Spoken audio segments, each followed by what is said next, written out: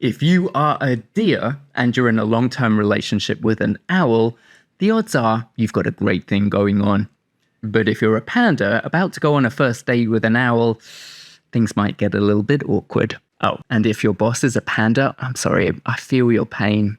No matter what type of relationship you're thinking about, I have a hunch you'll want to know about this type of compatibility test and the 4 communication styles in relationships that I'm about to explain. My name is Oliver, and I'm a couples and family therapist here in Los Angeles, and I love helping people grow great relationships. Now, the longer I do therapy, the more I realize that there's just no getting around the idea that great relationships come from working on our communication skills.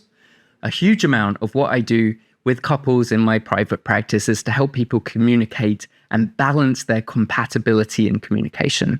I help people all the time talk about their unmet needs or to develop emotional literacy to improve emotional intimacy. And a lot of this is because instead of learning how to use I statements in school, we're taught advanced trigonometry. And while it would be so much more helpful for us to understand and talk about the effects of relationship anxiety, we're stuck learning organic chemistry. While there are a lot of communication skills for us to learn as adults, we also have our own tendencies or styles of communication to understand too. I kind of love cheesy compatibility tests like this that tell us what type of patterns we or our partner have. And this one is just about understanding the patterns or tendencies that we have in communication. Once we know what our tendencies are, we can be more aware of what we need to work on. And that's what I'm going to help you understand if you stick around. So imagine the confidence and clarity you'd get from understanding your boss's communication style, knowing perhaps that they're an owl and need things delivered slowly or methodically. Or imagine you're a few dates in with someone you like and you know that as a lion, they appreciate it when you are more direct and more confident in your communication. By the end of this video, I'm going to help you understand and appreciate not only your own communication style, but also the styles of communication that the people closest to you have, so that you get to know how to get along better or communicate more effectively and hopefully have healthier, happier relationships as a result. So the 4 archetypes I've mentioned so far are the lion, the panda, the deer, and the owl. And if it's getting a bit too woo-woo with the animals for you, don't worry, it is grounded in some very level-headed thinking and theory. And if you don't like animals, got you covered. We can go with characters from Friends, or Guardians of the Galaxy, or sports, because I'm inclusive like that. As I explain this framework to you, my hope is you'll figure out which of the 4 communication styles in relationships you're likely to be. And I'll also drop some clues about me, and you can let me know in the comments if you figure out if I'm more of a Ross or a Rachel. This all starts with us thinking about what communication is, and you can do that on any number of different categories. But this one I found seems to be most appropriate to couples and single people I work with. It's based on how openly someone expresses their thoughts and emotions and how directly they communicate their intentions and desires. So that gives us these 2 scales that intersect to form 4 quadrants, and each quadrant gives you a different animal. So the first scale is to do with how open or reserved you tend to be. Now, as someone who was born in a very reserved country called England, I can relate to this one quite a lot. So generally speaking, a reserved person takes more time to open up and share their personal feelings and experiences. If you're just meeting them, they're likely to hold back on disclosing anything that might reveal too much about their inner nature. They might be that colleague who never really talks much at work because they prefer to maintain a certain distance in professional relationships. You can spot them at a party because they're more likely to stand further apart from other people while they're talking, maintaining a bit more emotional distance and physical distance. They are just going to take their time to warm up until they feel more secure. Now, in contrast, and at the other end of this same scale, you have someone who is very open. This person will readily express emotions, thoughts, and feelings without holding back too much. If they have just met you, they will be quite open with you, sharing details that a reserved person would never dream of. At work, they will want to know you and establish a friendly relationship with you before they get down to business. And at a party, they're normally very lively and talkative, using a lot of eye contact and expressive gestures like this to communicate. So the first part of this test is, where on this spectrum do you think you lie? Are you more open or are you more reserved? And if you've got a partner, what about them? The second scale is about how direct or indirect you are. And to highlight what that means, I want you to decide which of these 2 text messages from a colleague about the same issue is direct and which is indirect. Hey, Oliver, I guess we need to talk this week. And Hey Oliver, are you free on Wednesday to talk about Q4 strategy? Which of those messages sounds something like you're more likely to send? Because that will tell you about how direct or indirect you are. I'm personally not too much of a fan of indirect communication. It's kind of annoying for me to have to read between the lines all the time and then reply asking them when they would like to talk and what they would like to talk about and what are we doing. I much prefer direct communication. A direct person is assertive and straightforward in their communication. They're going to tell me what they want to talk about, why, and ask me when I'm free. They express what they want clearly and are not afraid to take the lead in planning dates or meetings or conversations at work. Sometimes they're more fast-paced and assertive. Often they label themselves as type A. They might be a bit more competitive and controlling and tend to take the lead or show more initiative in certain interactions. They might also be less afraid to take risks, and they can be quite loud or at least emphatic in discussions, and they kind of like the spotlight on them. Indirect individuals tend to avoid risks and prefer safe, predictable outcomes. They tend to steer clear of actions and interactions that might lead to confrontation or perhaps failure, and that makes them tend to be a bit indirect in the way that they communicate. They are less likely to initiate conflict or express strong opinions directly. Instead, they're going to hint at their thoughts or use more subtle forms of communication and just hope that you get the context or the undercurrent of what they're saying. So now that we have these two scales mapped out, you'll see that where they intersect, they divide things up and you get these 4 different quadrants, which gives us the 4 communication styles in relationships.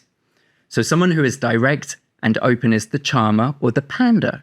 They are lively, enthusiastic, they love to build relationships quickly, they're fun, playful, thrive on social interactions, they're quite engaging, they're often the life of the party, and they can easily make other people feel comfortable and valued. And who doesn't love playful little pandas?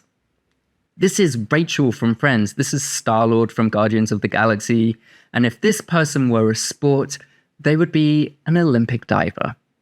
Right? It's a little bit of a solo sport, but also a bit showy. Someone who is direct and reserved is assertive, often results-oriented, and often they're going to take charge in a relationship. They get to the point with their words because they are more direct. And because they are more reserved, it may appear to others that they have less concern for emotions or emotional nuances, which might be true, but we might be assuming that because they don't talk about themselves vulnerably at first. So this is Monica from Friends, or Gamora from Guardians of the Galaxy. And if this person were a sport, it would be one with a racket, like squash or tennis, very direct and competitive. Someone who is indirect and open values deep connections. They're often exceptionally supportive and cooperative, attentive and expressive. They go a little slower because they're cautious, but they want to connect. And you can spot them at work because they have photos of their friends and families all over their desk. So this is more like Phoebe from Friends, maybe Mantis from Guardians of the Galaxy. And if this person were a sport, they'd be a team sport, but they'd play midfield, so maybe soccer. Someone who is indirect and reserved goes at a much slower pace and holds back on sharing, so they can seem a bit aloof, but usually they're thinking a lot in their silence. This is more like Ross from Friends. He's a paleontologist. Maybe Rocket from Guardians of the Galaxy. That might be a stretch. And if this person were a sport, there'd be a game of chess. Analytical, smart, thorough, and one-on-one. So which of these are you? I would love to hear from you if you've determined your relationship communication style based on these 2 axes. Drop me a comment below in the video, and if you like this video, please hit subscribe or like it. Just lets me know that I should keep on making them. This information, I think, can be really quite useful in itself, but it can be even more valuable when you're ready to go there with me and talk relationship compatibility. Now, the caveat here is that we're only looking at communication. We can't possibly summarize a whole complex person by how open or direct they are. There's much more to being human than these 2 axes. So take this all with a pinch of salt because humans are just really complicated. But that being said, I think there's a lot of value in thinking about communication styles like this. So let's look at some worst case scenarios. And I think you'll see that relationships can still work no matter what the communication style is. But some of these combinations can create more challenges. So in general, I think you can think about diagonally opposite pairings being the most challenging of combinations. Someone who is direct prefers clear, concise, and straightforward interactions. They often value efficiency and results. If they're with someone who's indirect, the communication patterns are the opposite. This person is more nuanced, They value context and subtlety and is afraid of confrontation. This is really a fundamental difference that can cause the more direct communicator to perceive the indirect communicator as being evasive or indecisive, whereas the indirect communicator may see the direct style as being aggressive or insensitive. And similarly, the reserved and open contrast presents its own set of challenges. A reserved individual is more guarded and more cautious about sharing personal information and emotions, whereas somebody who's more open is very expressive, readily sharing thoughts and feelings. And perhaps the core difference here is they're seeking emotional connection early on. So this disparity can make the reserved person feel pressured or overwhelmed by the open person's intensity. The open person might feel frustrated by the reserved person's reluctance to engage deeply. The panda and the owl is going to be difficult. So a great example of this is Ross and Rachel's relationship. If you recall any of their story, it's a solid example of the challenges faced when an owl, Ross, pairs with a panda, Rachel. One of the challenges that they had in their relationship is Rachel's energetic and spontaneous nature overwhelming Ross's need for slow and deliberate thought.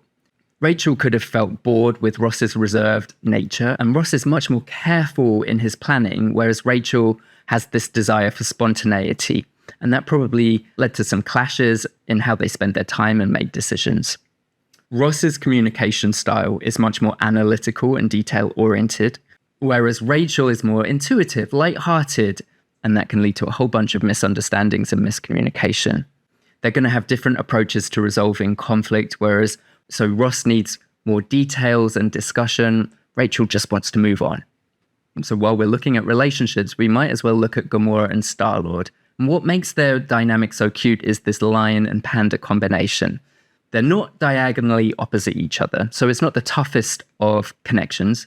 Their issues both come from being direct and having some power struggles as a result. Gamora's got this very strong personality and her own leadership qualities that sometimes overshadowed Star-Lord's, making him feel undervalued or sidelined. And Star-Lord's attempts to assert himself or introduce spontaneity might be perceived as reckless by Gamora, who is more direct and blunt and sometimes come across as harsh to other people, especially Star-Lord, who is more charming and wants more engagement. So there's a lot of potential for hurt feelings and misunderstanding there. But I think what's important to remember here is that as long as you're aware of your unique strengths and weaknesses, you know what you have to work on and you can make any combination work. So to finish things up, I'm going to give you some tips on how to deal with each of these styles. Let's start with the deer. My top tip here is to slow your pace when communicating with nurturers or deers. Match their slower, more deliberate pace. They appreciate thoughtful conversations and depth. You have to get your head around the idea that they are relationship and feeling oriented, and they do their best when you can be a bit vulnerable too.